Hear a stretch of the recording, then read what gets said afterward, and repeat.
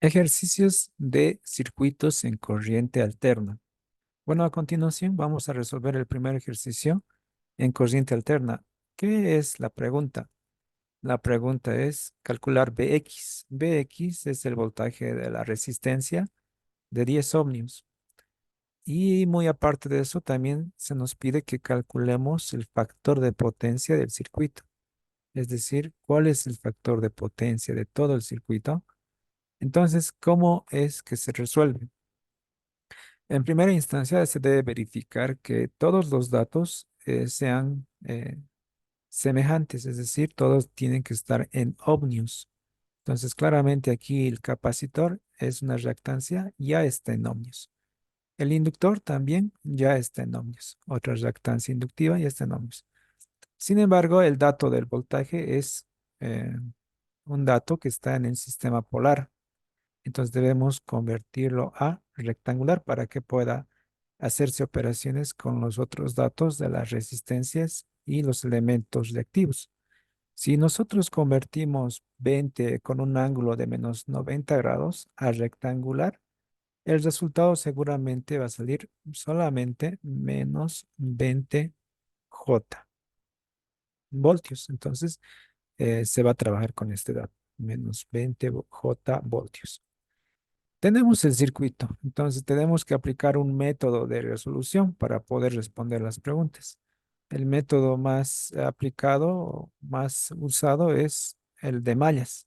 Entonces, ¿en qué consiste el de mallas? Colocar o nombrar a cada lazo cerrado un nombre de una corriente de malla. Por ejemplo, este va a ser I1 en ese lazo. En el otro lazo vamos a colocar otra corriente hipotética I2. Corriente de malla y dos. Tenemos dos corrientes de malla, dos mallas. Entonces empezamos a hacer o a formular las ecuaciones. Entonces empezamos con la malla uno. Vamos a formular la ecuación de malla uno. ¿Cómo sería? Entonces hacemos el recorrido y cuando la corriente viene hacia la fuente en sentido horario, entra por el negativo. Entonces va a ser menos, menos porque entra por el negativo y otro menos porque el dato es menos 20J. Entonces vamos a colocar entre paréntesis menos 20J. Dos menos, ¿no? Se respeta el signo. Luego llegamos a la resistencia de 5 ohmios. Entonces decimos más, se aplica en este caso ley de Ohm, voltaje de la resistencia de 5 ohmios va a ser 5 por la corriente que circula por esa resistencia. La corriente que circula por esa resistencia es I1. Entonces va a ser 5 por I1. Seguimos, llegamos a esta parte, la parte intermedia. Se puede sacar de aquí una impedancia total. La impedancia total sería 3 más 4J, es decir, una sola impedancia. 3 más 4J. Entonces decimos más, nos juntamos los dos, 3 más 4J. ¿Qué corriente circula por este lazo intermedio? Entonces, como se podrá ver, circula I1, también tiene su efecto I2. Entonces, se coloca ambas, es decir, la diferencia. Como se está haciendo el análisis en la malla uno, entonces I1 es mayor. Sería por I1 menos I2. Es como una corriente resultante, ¿no? I1 menos I2. Y claramente nos podemos dar cuenta que ya no hay más elementos que sumar. O sea, lo que es el método de mallas, lo que se hace es sumar voltajes. Y lo que se ha hecho es sumar el voltaje de la fuente, el voltaje de la resistencia de 5 ohmios y el voltaje de esta impedancia. Y no hay más elementos, por lo tanto, esto tiene que ser igual a cero. Lo vamos a acomodar, ordenar. Entonces vemos dónde existe I1. I1 existe en este término, es decir, 5 por I1. Y también existe aquí cuando se multiplica 3 más 4J por I1.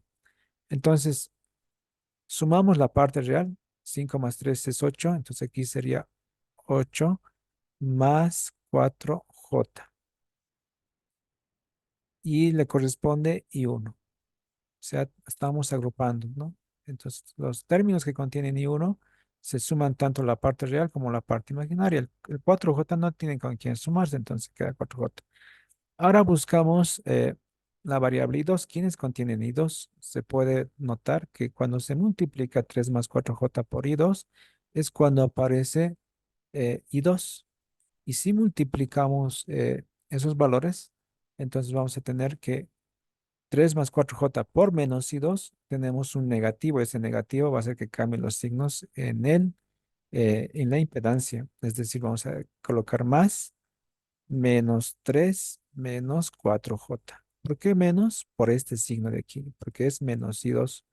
Entonces todo esto multiplica a i2. Igual, términos independientes, el menos 20J, pero tiene un menos también aquí. Entonces menos por menos es más. Y al otro lado pasa con menos otra vez, menos 20J. Y tenemos nuestra primera ecuación formulada, la ecuación 1. Ahora analizamos la malla 2. Malla 2. Y viendo el circuito, hacemos el recorrido. Vamos a empezar por la parte superior. Se puede notar, por ejemplo, que hay dos resistencias. Sería sumar directamente. 4 más 10 sería 14. 14 menos 13J.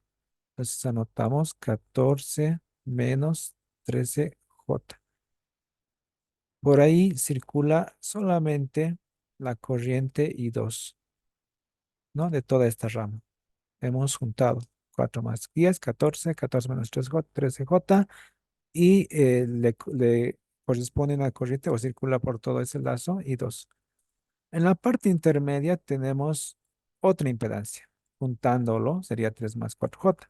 Entonces vamos a decir más 3 más 4J por, no circula una corriente, circulan las dos, pero como estamos en la malla 2, entonces ahora I2 es mayor, I2 menos I1. Y no tenemos más elementos, esto se iguala a cero, porque eso dice la segunda ley de Kirchhoff. Ordenamos. Ordenamos todos aquellos valores o variables o términos que contienen i2. Tenemos aquí uno y tenemos aquí otro.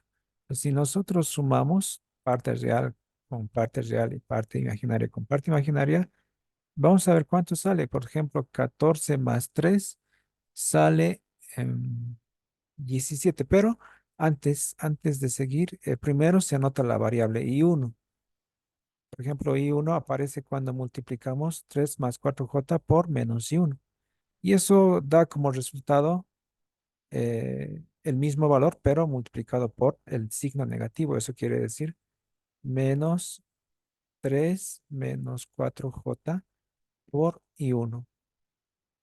Ahora sí, I2. Si sumamos I2, tenemos 14 más 3. 14 más 3 es 17. Menos 13J más 4J. Menos 13 más 4 es más 9, menos 9, que es mayor el negativo, menos 9J. Y todo esto multiplica I2, y esto es igual a cero. Y entonces tenemos la segunda ecuación de la malla 2. ¿Qué hacemos ahora? Lo vamos a ordenar como un sistema. Decimos, la primera ecuación es 8 más 4J, parece 9. Vamos a rayarlo otra vez. Sería 8 más 4J por I1 más, menos 3 menos 3 menos 4J por I2 igual a menos 20J. Y la segunda ecuación es la que acabamos de formular, es menos 3 menos 4J por I1 más 17 menos 9J por I2 igual a cero. Y tenemos el sistema 2 por 2, pero esto es sistema complejo. Entonces, no es lo mismo. Bueno, se puede resolver por los mismos métodos, pero es un poco más largo, ¿no? ¿Qué método se recomienda? Se recomienda el método de los determinantes. Por ejemplo, ¿qué dice el método de los determinantes? Yo quiero calcular I1. ¿Cómo lo puedo calcular? Para eso se calcula o dividiendo delta I1 sobre delta. Entonces, si hacemos memoria, ¿cómo es que son estos determinantes? ¿Cómo se formulan? El más fácil es el delta. El delta se formula o es el determinante de coeficientes, es decir, solamente coeficientes de I1 sería la primera columna, es decir, 8 más 4J. Y en la parte de abajo sería menos 3 menos 4J. Esa es la primera columna. La segunda columna es menos 3 menos 4J. eh, Abajo va a ser 17 menos 9J. Y ese es delta. ¿Y cómo es delta I1? Delta I1 es algo similar a delta, pero cambia la columna de I1. Es decir, copiamos lo mismo en la columna de I2, sería menos 3 menos 4J. Y aquí 17 menos 9J. ¿Qué cambia? Cambia la columna de I1. ¿Por quién? Por los términos independientes. Sería aquí menos 20J y cero. Entonces, ese es el determinante que se debe resolver. Si multiplicamos o si recordamos, por ejemplo, cómo se resuelve, tenemos que multiplicar esto por esto menos esto por esto. Lo mismo aquí. Esto por esto menos esto por esto. Entonces, si hacemos eso, tenemos en la parte de arriba menos 20J por 17 menos 9J. Menos 0 por menos 3 menos 4J es 0 nomás. Seguimos en la parte de abajo, tendríamos 8 más 4J por 17 menos 9J. Menos menos 3 menos 4J por menos 3 menos 4J. Esa es la operación. Al hacer las operaciones en la parte de arriba nos sale que el resultado de toda esa multiplicación da menos 180 menos 340J. En la parte del denominador, haciendo toda la operación y la resta, sería o da como resultado 179 menos 28J. Una vez que tenemos los resultados, lo que ahora se debe hacer es dividir numerador con denominador, y eso arroja como resultado menos 0,64 menos 0,64 menos 2J amperios.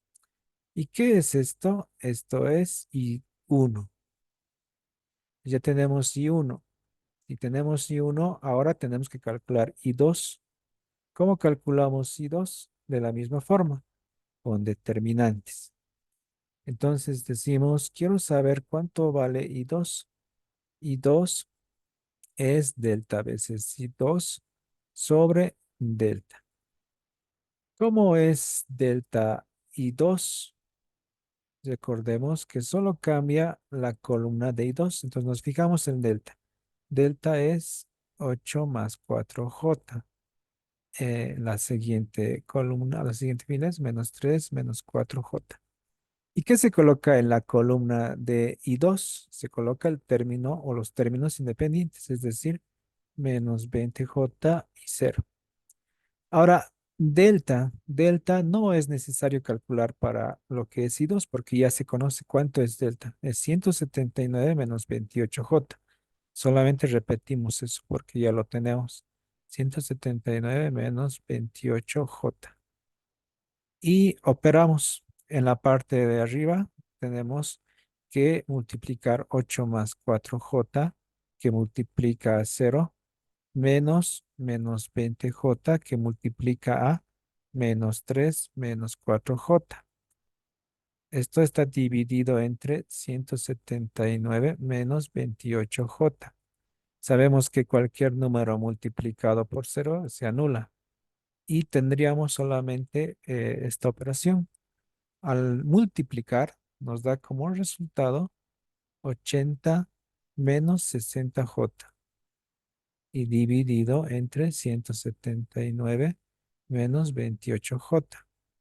Haciendo la operación, tenemos como resultado 0,49 menos 0,26J.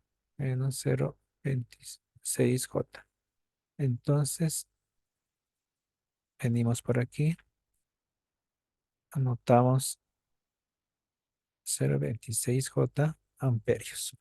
¿Y qué es esto? Esto es la corriente I2. Y tenemos las corrientes I1 e I2. Una de las preguntas era calcular el valor de Bx. ¿Cómo se calcula Bx? Bx fácilmente se calcula aplicando la ley de Ohm. Bx va a ser la corriente I2 por la resistencia, 10. ¿Y cuánto es Px? Entonces, I2 es un valor que ya conocemos, acabamos de calcular, es 0,49 menos 0,26J, menos 0,26J. Y está multiplicando la resistencia de 10, entonces Px va a ser multiplicación por 10, es fácil, es 4,9 menos 2,6J voltios. Y esto es Bx. Ya se tiene Bx. ¿Qué falta entonces? Falta calcular el factor de potencia. ¿Cómo se calcula el factor de potencia? El factor de potencia se calcula calculando las potencias activas y reactivas. Para eso necesitamos saber todas las corrientes. ¿Conocemos las corrientes? Sí. Y uno circula por esta resistencia y por este lazo circula y dos. Conocemos. Ahora por aquí circula una corriente que le podemos nombrar I0. ¿Cómo calculamos I0? I0 es la diferencia de I1 e I2, o podría ser I2 menos I1. Solamente va a cambiar el signo. Calculamos I0. Pero antes vamos a acomodar todos los resultados que tenemos. I1 es igual a 0 menos 0,64 menos 0,64 menos 2J amperios.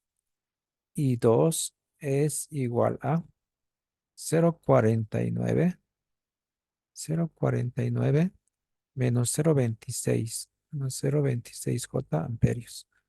Ahora quiero saber I0. Hemos dicho que es la diferencia. Es I1 menos I2.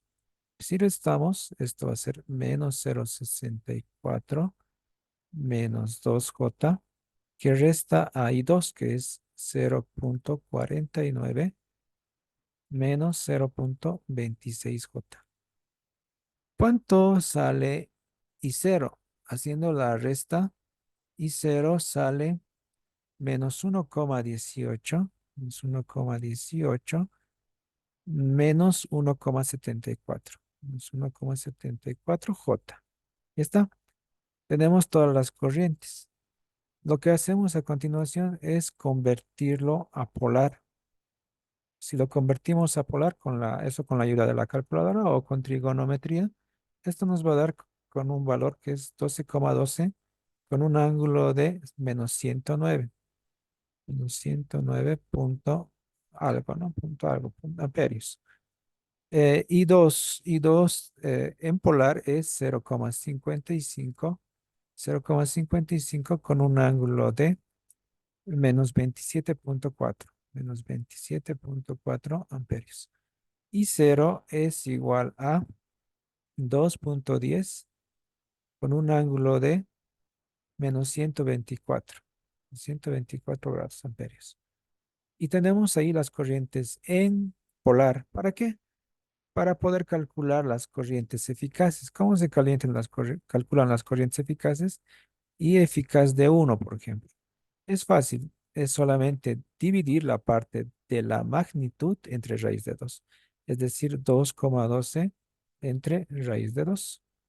¿Cuánto sale? 2,12 entre raíz de 2 nos va a dar un valor de,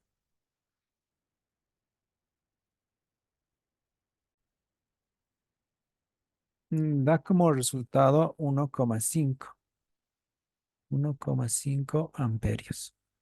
Calculamos I eficaz de 2, eso es igual a la parte de la magnitud 0,55 dividido entre raíz de 2.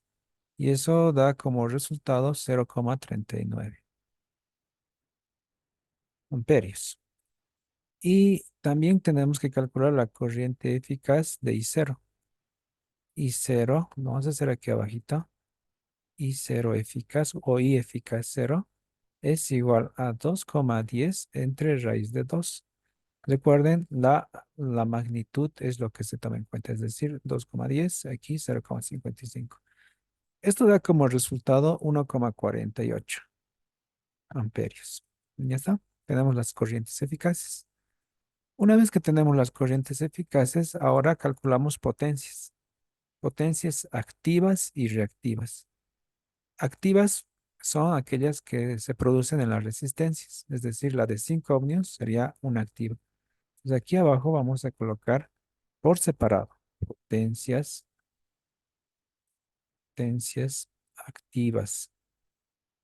Empezamos con el primero. Empezamos con la de 5 ohmios. Decimos potencia activa de 5 ohmios. Aplicamos fórmula, eso es I eficaz. La corriente que circula por la resistencia de 5 ohmios es I1 eficaz, al cuadrado por la resistencia. La resistencia sabemos que es 5. Y entonces reemplazamos. I eficaz 1 se sabe que es 1,5. 1,5 al cuadrado por 5. Y entonces tenemos la primera potencia activa que sale 6,61 vatios. 6,61 vatios. Esa es la de 5. Ahora buscamos la otra resistencia. Estamos con activas. Otra resistencia sería la de 4. La de 3. Potencia de 3. Potencia de 3 ohmios. ¿Qué corriente circula por ahí? Esta resistencia está en la parte central. Por ahí circula una corriente eficaz cero, ¿no? La que es del centro es cero. Entonces esto es por 3. ¿Cuánto vale la corriente eficaz de cero? Aquí lo tenemos, 1,48. Hicimos 1,48 al cuadrado por 3. ¿Cuánto es entonces la potencia activa de 3 ohmios? Es 6,61. 6,61 vatios. Aquí hay un pequeño error. Esta multiplicación en la parte superior no es 6,61, es 11,24. Vamos a corregir 11,24 vatios. Y esta sí es 6,61. Entonces ya tenemos la de 3, ahora falta la de 4. Potencia, si nos fijamos, ¿quién es la de 4? Hay que fijarnos su posición. La de 4 está justamente en este lazo, en el lazo 2. 4 ohmios. Entonces calculamos su potencia. Potencia de 4 ohmios.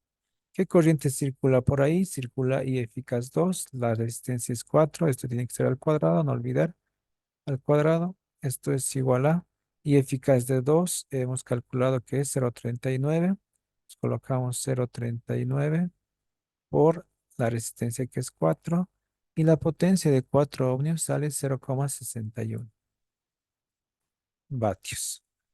Y por último, hay una potencia activa más que es la de la resistencia de 10 ohmios. Entonces calculamos potencia activa de 10 ohmios. Y eso es I eficaz 2 otra vez por 10. Eso es igual a 0,39 al cuadrado por 10. Igual, ¿cuánto sale? 0,39 por 10 al cuadrado por 10. Eso sale 1,51. 1,51 vatios. Entonces ya tenemos todas las activas. Lo que podemos hacer ahora es calcular la potencia total activa. La potencia total activa, haciendo la sumatoria de todas estas potencias, da como resultado 19,97 vatios. Eso es activa. Nos toca ahora ver las potencias reactivas. Son aquellas que se producen en los capacitores y en los inductores. Entonces vamos a colocar aquí cálculo de potencia reactivas. Reactivas. ¿Cuál es la primera potencia reactiva que podemos calcular? Eso depende de nuestro gráfico. En nuestro gráfico, el primer inductor es 4J. Entonces calculamos potencia reactiva de 4J. Decimos Q de 4J ohmios es igual. ¿Qué corriente circula por 4J ohmios? Nos fijamos la posición, 4J está en la parte intermedia y cero es la que circula. Entonces decimos I eficaz de 0 al cuadrado por 4J. ¿Cuánto es I eficaz? Cero es 1,48. 1,48 al cuadrado por 4J. Por 4J. Y eso nos da como resultado, y eso nos da como resultado al multiplicar 8,82J. 8,82J bar. Voltioamperes reactivos. Otro elemento reactivo en el circuito es el capacitor de menos 13J. Entonces decimos Q de menos 13J ohmios. Eso está en el lazo 2, entonces esto va a ser I eficaz 2 por menos 13J. Al multiplicar, esto tiene que ser al cuadrado, no olvidar. Al multiplicar sabemos que I eficaz 2 tiene un valor de 0,39. Entonces colocamos 0,39 al cuadrado por menos 13J. Esto arroja como resultado menos 1,96. Menos 1,96J bar o voltiamperes reactivos. Sigamos, tenemos un elemento reactivo más que es el, no, eso es todo. Capacitor e inductor, ya está, tenemos todo. El 4J menos 3J. Hay que sacar entonces la potencia reactiva total. Sacamos la potencia reactiva total. ¿Cuánto sale? Sería 8,82 menos 1,96. Si hacemos esa operación, el Q total es 6,86. 6,86 J voltiamperes reactivos. Tenemos la activa total, la reactiva total. A continuación formamos la potencia compleja. Sería 19,97 más 6,86J. 6,86J voltiamperes. Esto es una suma vectorial, ¿no? Potencia aparente compleja. Sacamos de aquí, bueno, se hace mediante el triángulo de potencias. De aquí sacamos la magnitud y eso es aplicando el teorema de Pitágoras, 19,97 al cuadrado más 6,86 al cuadrado. Ya no se toma en cuenta el J. Y nos da como resultado ese 21,12. 21,12 voltiamperes. ¿Qué es esto? Es potencia aparente. ¿Y cómo se calcula el factor de potencia? Según el triángulo de potencias, tenemos aquí el phi, aquí está el Q, Q total, aquí está el P total y aquí está el S. Entonces, el factor de potencia es el coseno phi. Coseno phi del triángulo sería cateto adyacente, P total sobre hipotenusa, que es potencia aparente.